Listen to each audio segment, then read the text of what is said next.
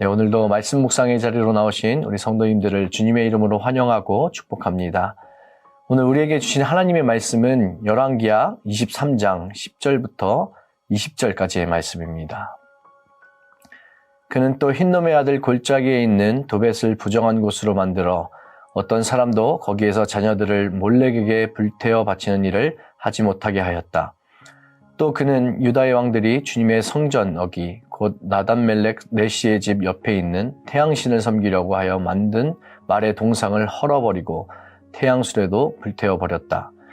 또 그는 유다 왕들이 만든 아하스의 다락방 옥상에 세운 제단들과 므낫세가 주님의 성전 안팎들에 세운 제단들을 모두 제거해서 부순 뒤에 가루로 만들어 기드론 시내에 뿌렸다.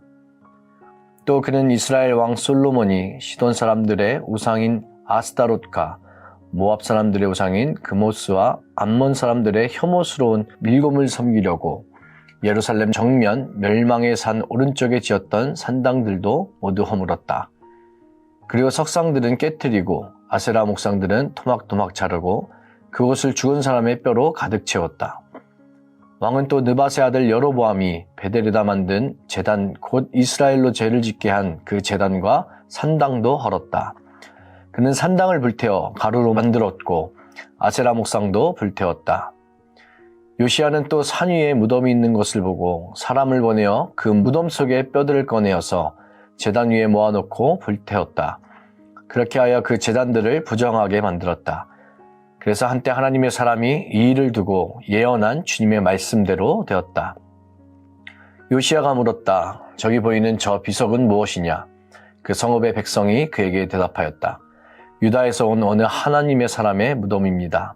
그는 베델의 제단에 관하여 임금님께서 이런 일들을 하실 것이라고 미리 예언하였던 분입니다. 왕이 말하였다. 그 무덤은 그대로 두어라. 그리고 아무도 그의 유해를 만지지 못하게 하여라. 이렇게 하여 그들은 그의 뼈와 사마리아에서 온 예언자의 뼈는 그대로 두었다. 이스라엘 왕들이 사마리아 도성의 언덕마다 세워 주님의 분노를 돋우었던 모든 산당을 요시야가 이렇게 헐었다. 그는 베델에서 한 것처럼 하였다. 더욱이 그는 그곳 산당에 있는 제사장들을 모두 제단 위에서 죽이고 사람의 뼈를 함께 그 위에서 태운 뒤에 예루살렘으로 돌아갔다. 아멘. 앞선 본문과 이어져서 오늘 본문을 살펴보면 요시야의 개혁이 어떻게 진행되었는지 요시야의 철저한 계획 아래 아주 강도 높게 개혁이 실행되었다는 것을 볼 수 있습니다. 요시야의 개혁은 이전 왕들의 실패를 다루는 것입니다. 하나님께서 보시기에 가증한 것들을 다 제거하는 작업을 철저하게 계획하고 실행했습니다. 먼저 오늘 10절에서 나오는 흰놈의 아들 골짜기는 구약에서 종종 우상 숭배의 장소로 묘사되고 특히 이스라엘이 둘로 나뉘었던 분열 왕국 시대에는 몰렉과 바알을 숭배하는 중심지였습니다. 그리고 도벳은 몰렉을 섬기는 사당이었습니다. 아하스와 므낫세가 이곳에서 자신들의 아들을 불태워 제사하기도 했던 곳이었죠. 요시야는 자녀들을 불태우는 인신제사를 하지 못하도록 그것을 부정한 곳으로 만들었습니다. 또 11절과 12절에 나타난 요시야의 개혁은 여호와께서 가증하게 여기시는 눈에 보이는 것들을 파괴하는 것이었습니다. 그 당시 고대 근동 문화에서 태양을 숭배하는 그런 말의 이미지를 사용했기 때문에 요시야는 그 태양신을 섬기려고 하여 만든 말의 동상을 헐어버렸습니다. 그리고 13절과 15절은 솔로몬과 여로보암을 또 언급을 합니다. 이 솔로몬과 여로보암을 언급하는 것은 이 요시야의 개혁이 먼 과거에 이르기까지 광범위하게 실행되었다는 것을 말합니다. 이 오랜 기간 동안 굳어져서 백성들에게 이 체질이 되어버린 것들, 체질화 되어버린 것들, 그래서 자연스러워진 것들을 없애기는 굉장히 어려웠을 겁니다. 하지만 요시야는 단호하게 제거를 하죠. 그래서 15절에 산당을 불태워 가루로 만들고 또 아세라 목상도 불태워서 복구하지 못하게 만듭니다. 그리고 무덤 속에서 뼈들을 꺼내어서 접촉하게 하죠. 왜 그렇게 했을까요? 이 당시 시체를 만지는 것은 부정하게 여겨지기 때문에 이 해골에 닿은 장소나 신상, 제단들은 종교적 목적을 수행하는 데 부적절해지기 때문입니다. 이처럼 요시야의 개혁을 통해서 이방 종교의 우상과 간습이 철저하게 제거되는 이 과정을 기록한 오늘 말씀을 통해서 하나님께서 우리에게 하고자 하시는 말씀이 무엇인지를 살펴보기를 원합니다. 먼저 요시야의 종교개혁은 이 디테일한 모든 영역까지 광범위하게 이루어진 것과 같이 거룩함의 영역도 우리 삶의 모든 영역에서 이루어질 수 있어야 합니다.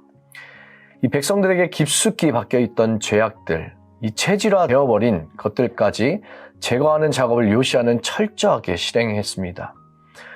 우리 삶 속에도 이렇게 체질화되어버린, 그래서 죄라고 인식하지 못하는 숨어있는 죄들이 있을 수 있습니다. 그런 깨닫지 못하는 죄악까지 우리가 의식적으로 뽑아낼 수 있도록 은혜를 구해야 합니다. 죄가 완전히 제거되지 않으면 죄가 제거된 것이라 할 수 없습니다. 그렇기 때문에 삶의 모든 부분을 꼼꼼하게 우리는 점검해 볼 필요가 있습니다. 우리가 어떤 질병에 걸렸을 때 눈에 보이는 증상만 치료를 하게 되면 그 질병이 다시 발병을 할 수도 있기 때문에 그 병의 원인이 되는 것을 뿌리 뽑아야 깨끗하게 우리가 치료할 수 있는 것처럼 죄의 문제도 그렇습니다. 이처럼 요시야는 눈에 보이는 것들을 제거하기 시작했습니다. 열왕기서에서 왕들을 평가할 때 자주 반복되는 표현이 있죠. 바로 산당이 제거되지 않았다라는 것인데요. 역시나 눈에 보이는 것들입니다. 눈에 보이는 것의 대표적인 예로 산당이 제거되지 않았다는 것은 이전의 죄악들이 아직 없어지지 않았고 또 이에 대해서 계속해서 지적을 했다는 것이죠. 우리의 삶도 마찬가지입니다. 삶의 모든 부분을 돌아봤을 때 죄의 영향 아래에 있는 부분이 무엇이 있는지, 아직 그것을 해결하지 못하고 내가 계속 넘어지고 있는 부분이 무엇인지를 살펴봐야 할 것입니다. 내가 알고 있는 부분이 있고 또 내가 깨닫지 못하고 있는 부분도 있을 수 있습니다. 일단 눈에 보이는 것들부터 해결하는 것이 좋겠죠. 그렇다면 우리가 깨닫지 못하는 그런 죄악을 우리가 어떻게 발견하고 어떻게 제거할 수 있을까요? 결론부터 말씀드리면 하나님의 은혜로 우리는 그 죄를 발견할 수 있습니다. 하나님의 은혜에 전적으로 우리가 기대야 그 죄를 발견할 수가 있습니다. 요시야가 22장에서 율법책을 찾아내는 과정도 하나님의 은혜였죠. 오늘 본문 17절을 보면 하나님의 사람의 무덤이 발견됩니다. 요시야는 그를 존중하는 마음에서 그의 무덤은 훼손하지 말고 보존하라 이렇게 명령하죠. 이것은 하나님의 사람의 예언이 그대로 이루어지면서 이 종교개혁은 하나님이 친히 행하신 것임을 알 수가 있습니다. 우리 다 같이 열왕기상 13장 2절 하반절 말씀을 함께 보겠습니다. 다윗의 가문에서 한 아들이 태어난다. 그 이름은 요시야다. 그가 너희 위에 분향하는 산당의 제사장들을 너희 위에서 죽여서 제물로 바칠 것이며 또 그가 너의 위에서 그 제사장들의 뼈를 태울 것이다. 요시야가 이방 우상과 그에 관련된 것들을 모두 제거한 것, 이 종교개혁은 이미 오래전에 예언된 것입니다. 요시야는 이를 모르는 상태에서 우상을 제거했고 또 이후에 그 지역의 거주민을 통해서 이 사실을 알게 되었습니다. 이 모든 과정이 하나님의 은혜였다는 것을 우리가 말씀을 통해서 알 수가 있습니다. 하나님께서 예언하심으로 하나님의 은혜로 이전 죄의 영향 아래 있던 것들을 요시야는 개혁하고 바꿀 수 있었던 것이죠. 하나님의 은혜가 없다면 우리들 또한 그런 죄를 발견할 수도 없고 그 죄를 이길 수도 없습니다. 죄를 이길 수 있는 것은 성령 하나님의 도우심으로 우리가 그 죄를 깨닫고 이길 수 있는 것입니다. 성령님의 도우심을 우리가 간구하며 이를 위해서 기도하는 우리 모두가 되기를 주님의 이름으로 소망합니다. 요시야의 개혁 방향을 살펴보면 성전 내부뿐만 아니라 성전 외부의 개혁도 실행했습니다. 요시야는 성전 내부에서 여호와 외의 다른 신들을 숭배하는 모든 것들을 없애고 또 우상과 관련된 자들을 제거하는 것만으로 개혁을 끝내지 않았습니다. 성전 바깥 백성의 삶에 굉장히 밀접히 닿아 있는 그 산당과 제단과 우상들을 없애는 일로 확장해 나갔습니다. 종교개혁은 교회 안에서 시작되어 삶의 영역으로 확장되어야 합니다. 예배를 통해 하나님께서 우리에게 주신 그 은혜를 가지고 삶으로 예배할 수 있기를 간절히 소망합니다. 우리가 신앙을 바르게 세우기 위해서는 우리에게 주실 주님의 은혜를 구하고 성령님의 도우심을 구해야 할 것입니다. 성령 하나님의 도우심으로 우리의 삶 속에 깊숙이 숨어있는 죄를 발견하며 또 우리의 삶으로 예배하는 그런 은혜가 우리 모두에게 있기를 주님의 이름으로 간절히 소망합니다.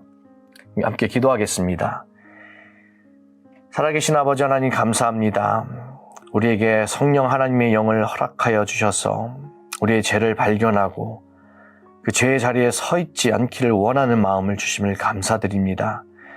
아버지 하나님, 성령님의 도우심으로 우리가 미처 깨닫지 못하는 죄를 알게 하셔서 주님의 거룩하심을 닮아가는 주의 백성 되게 하여 주시옵소서. 우리가 그 거룩함으로 우리의 삶 전체가, 우리의 삶 자체가 예배가 되는 은혜를 더하여 주시옵소서. 감사드리며 이 모든 말씀 예수 그리스도의 이름으로 기도드립니다. 아멘.